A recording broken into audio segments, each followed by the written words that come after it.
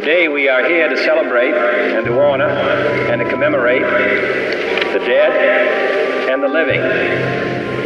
The young men who in every war since this country began have given testimony to their loyalty to their country and their own great courage. I do not believe that any nation in the history of the world has buried its soldiers further from its native soil than we Americans, or buried them closer to the towns in which they grew up.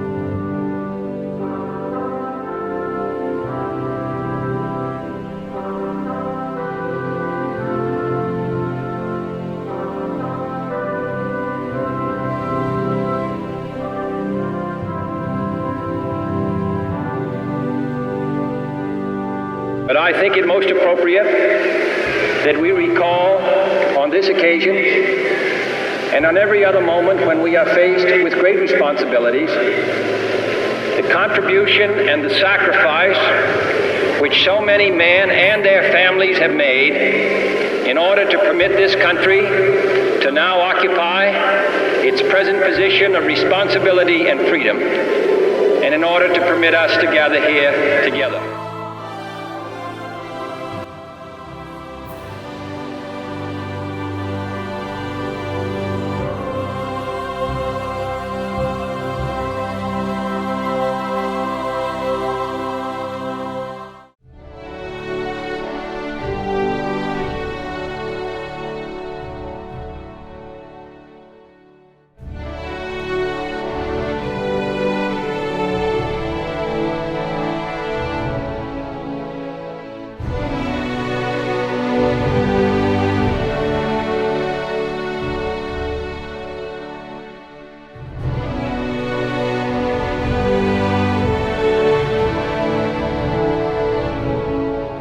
It is, in a way, an odd thing to honor those who died in defense of our country, in defense of us, in wars far away.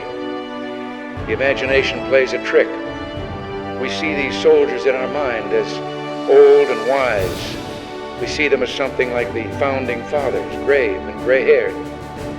But most of them were boys when they died, and they gave up two lives, the one they were living and the one they would have lived. When they died, they gave up their chance to be husbands and fathers and grandfathers. They gave up their chance to be revered old men. They gave up everything for our country, for us. And all we can do is remember.